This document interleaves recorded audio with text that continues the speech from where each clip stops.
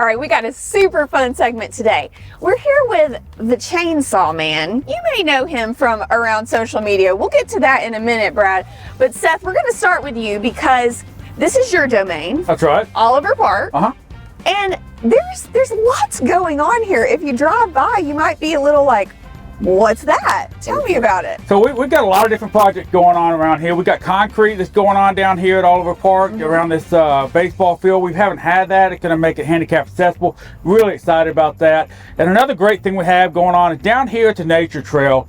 It wasn't being used very much. Right. And Councilwoman Byers had a great idea.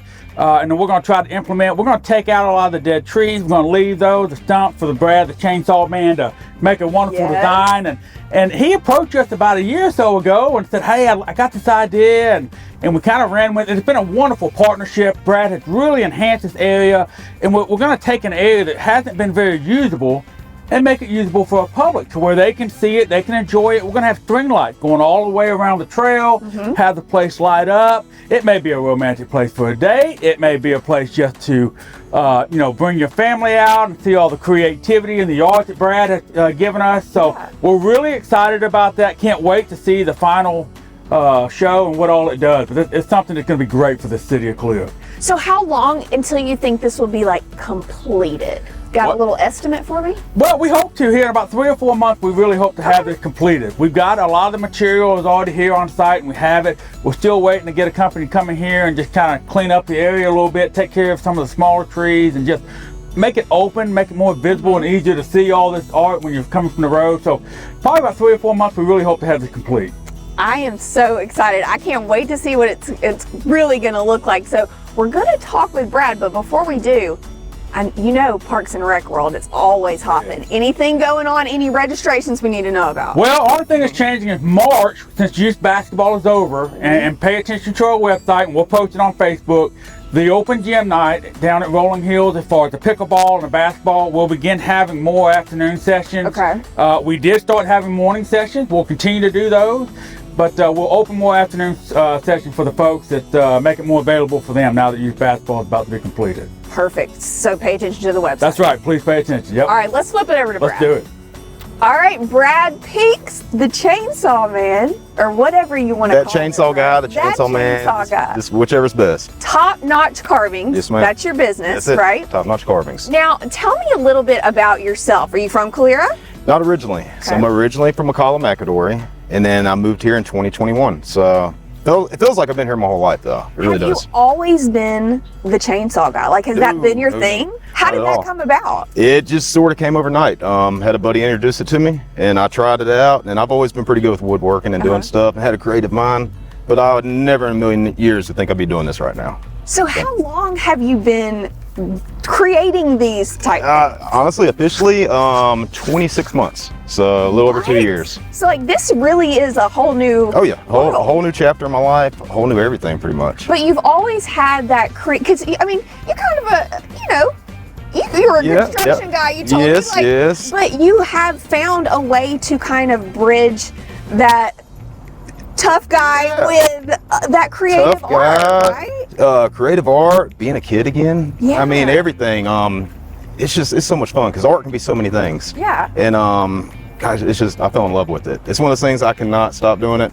And I just like making people smile, man. Just, it feels good just to put a smile on somebody's face and tell a story.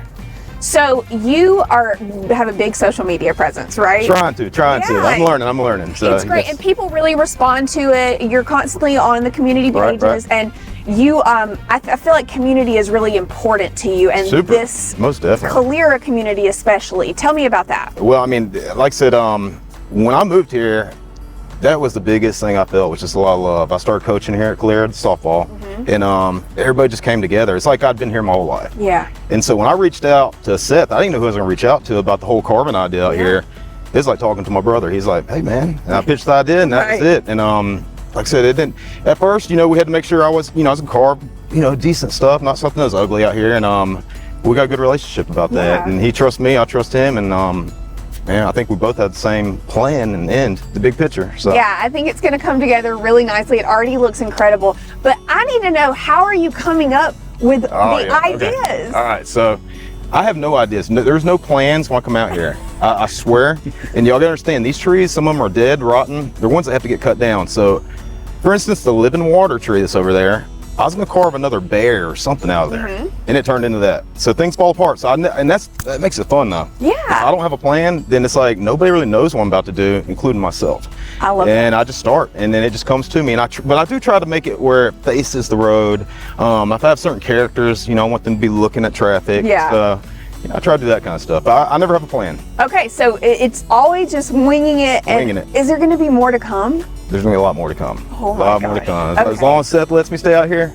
And keep this in mind, he's done it around other parts of the town. If you drive down the road, he's got other stuff in parts of town he's done too. It's not just here. So he's really made it part of Calera. Well, and let's talk about that. So you told me this is the full-time gig now at this point. This is it, right? So how would people reach out if they're like, I gotta have one of these, I need something? What would they do? How would they reach out to you? Honestly, they can go to my social media. I have a TikTok account now. Also have Facebook. I'm on all the time.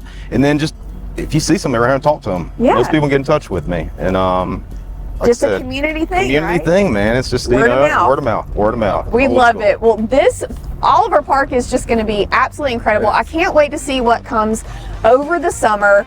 Make sure you're following Brad on his social media. Keep up with him on the community pages because this is so cool, and I can't wait to see what's to come. I feel like we're going to have another segment in a few months to see what's going on. Because I'm excited about what Seth's doing on his side. I mean, I can't wait to see it. All right. So, well, thank you, Brad, and thank you, Seth. Thank you. Thank you.